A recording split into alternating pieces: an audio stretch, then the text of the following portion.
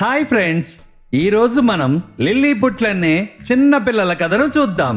ఈ భాగంలో మనం విక్రమార్కుడు, లిల్లీపుట్లైన అతని స్నేహితుల భాగాన్ని మొదలు పెడదాం. ప్రాచీన భారతదేశంలో సేతుపతి అనే మహారాజు ఉండేవాడు. ఆయన ఎంతో గొప్పవాడు.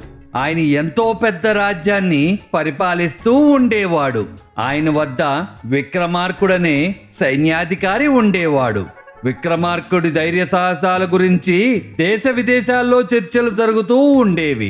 ఎలాంటి దానికైనా భయపడనివాడు, యుద్ధం అంటే వెనుతిరగనివాడు. ఎప్పుడైనా సరే మంచి వాళ్ళని రక్షించడం తన కర్తవ్యంగా భావించేవాడు. తన కర్తవ్యం ఎంత కష్టమైనా సరే భయపడకుండా నిర్వర్తించగల శక్తి సామర్థ్యాలు విక్రమార్కుడి సొంతం. ఒకరోజు విక్రమార్కుడు ఒంటరిగా ఏదో విషయాన్ని అన్వేషిస్తూ దూర ప్రాంతాల్లో విచిత్రమైన అడవుల గుండా ప్రయాణం చేస్తూ ఉన్నాడు. అడవులు ఎలా ఉన్నాయంటే అక్కడ సూర్యరశ్మి కూడా భూమిని తాకలేనంత విచిత్రమైన అడవులవి. అడవుల గుండా ప్రయాణం చేసేటప్పుడు ఎవరో ఏదో రహస్యం మాట్లాడుతున్నట్లు అన్ని వైపుల నుంచి ఏవో గుసగుసలు వినిపిస్తూనే ఉంటాయి.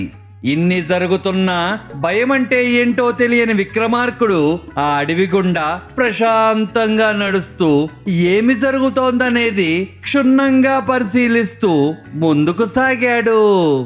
అడవిలో మహావృక్షాలు ఆకాశాన్ని అంటుతున్న రాక్షసుల్లాగా కనిపిస్తున్నాయి.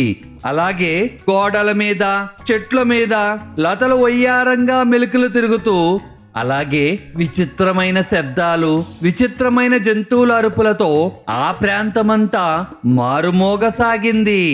ఈ ప్రాంతంలో వింతలు విడ్డూరాలను క్షుణ్ణంగా పరిశీలిస్తూ విక్రమార్కుడు ఎప్పుడు ఏ ఆపద వస్తుందా అని తన చెయ్యిని కత్తి మీద సిద్ధంగా ఉంచుకుని గుర్రం మీద నిదానంగా ప్రయాణిస్తూ అడవి గుండా వెళ్ళడం మొదలుపెట్టాడు.